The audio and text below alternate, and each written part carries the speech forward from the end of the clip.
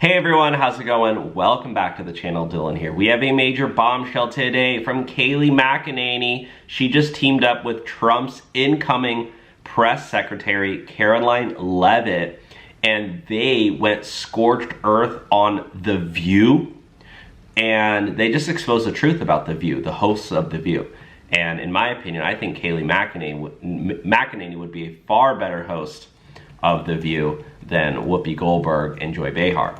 So before we dive in, we're going to read the Bible and pray because God comes first. Amen. Comment amen down below if you believe that. Today's Bible reading is Romans 12. Do not conform to the pattern of this world, but be transformed by the renewing of your mind.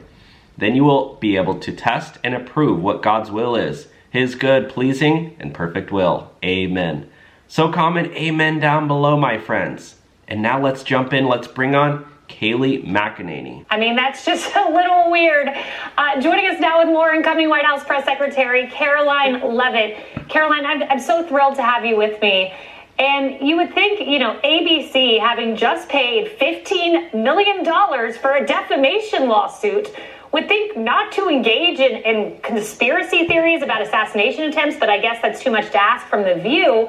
I mean, I gotta ask you, because they said it, are you aware of any plots from Elon Musk to push President Trump down the stairs? Yeah, I'll play the clip for you guys. It's absolutely absurd. Watch this, guys. I've been saying it for a while. Yes, you have. I've been saying that I think Elon Musk believes he's president. I do. Well, you would call him vice president. I've called him vice president. I called him president because I don't know what JD is doing. I hardly ever say. I don't remember the last time we even talked about JD. Right. He's planning. He's a senator. Isn't he a senator? Isn't he in Congress? Isn't JD Vance currently a senator? Am I wrong on that? Wasn't he just out working on the spending bill, doing actual things? The presidency when they get rid of Trump. So you think it's Musk Musk Vance? Possible. Hey, you know who? Stay away from the stairways. That's crazy. That's absolutely crazy. It's insane. Absolutely not. Let me be unequivocally clear about that. And watching this clip, I couldn't help but think how ironic that Whoopi Goldberg and Joy Behar and the rest of the ladies on The View spend their time calling Republicans the conspiracy theorists. But they have been wrong about everything they have said over the last couple of years. They likened President Trump to Hitler. They have mocked him. They have shamed him. They have lied about him consistently on their show. And it was a joy to watch them on November the 6th when they realized that tens of millions of Americans do not listen to the lies that they have spewed. These women are completely out of touch with reality. And you're right, ABC should wake up. They just paid $15 million to President Trump's future library. That's a great thing for the American people. It is. I wanted to start with that crazy absurdity because during my tenure as White House press secretary, there was a lot of absurdities coming from the press. I remember one briefing where Ryan Lizza bizarrely asked me if Trump was happy that the South lost the Civil War, to which, you could see me, I stopped, I looked at him and said, that is absurd.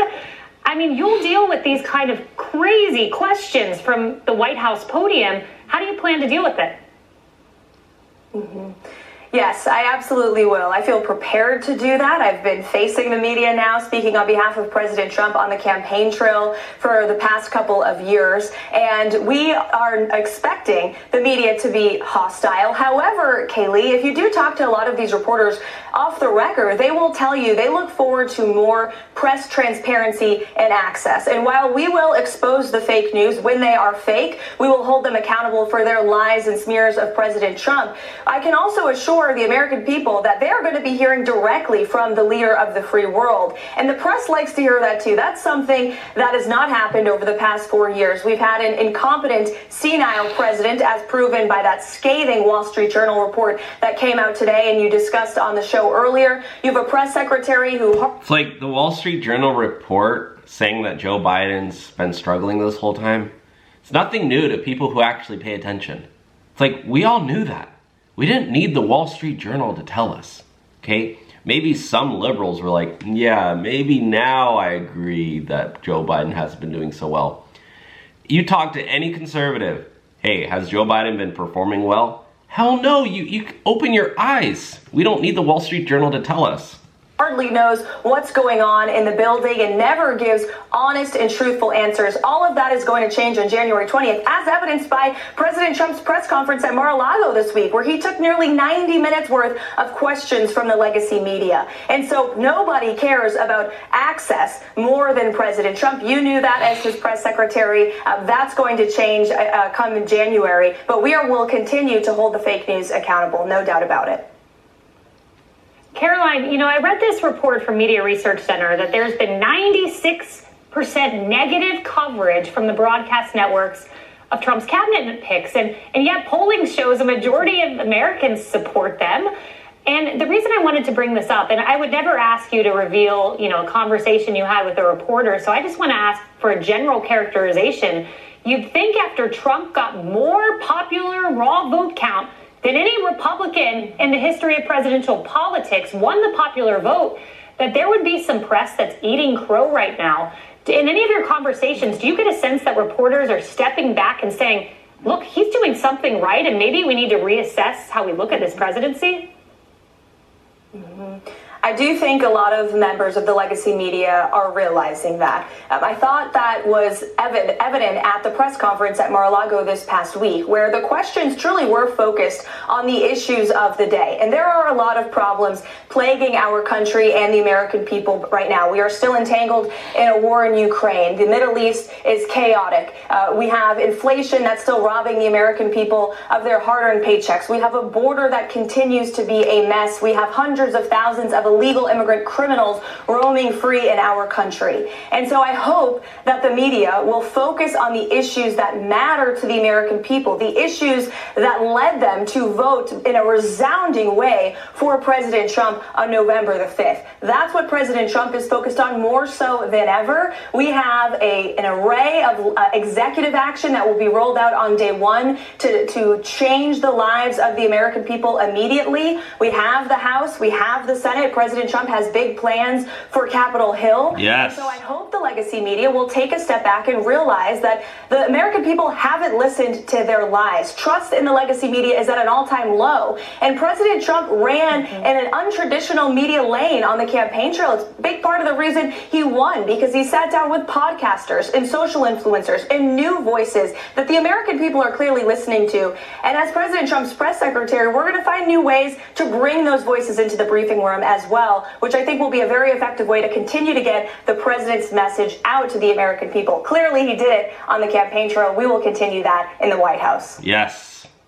Caroline Levitt, you are always on offense. You are incredibly intelligent. I am so thrilled. You are White House press secretary. You are going to do a phenomenal job, and you have a lot of people cheering you on. They're blessed to have you. Click. That's really cool. Kayleigh Mcenany, she is so humble, because a lot of people, agree that she's been the best White House press secretary in history. And she's speaking to Trump's new White House press secretary, Karoline Leavitt, right here on the right.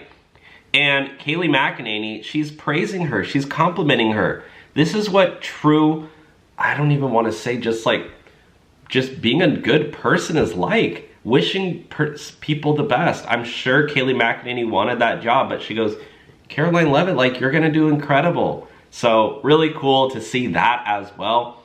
God bless Kayleigh, God bless Caroline. Let me know your thoughts on this one down below, guys.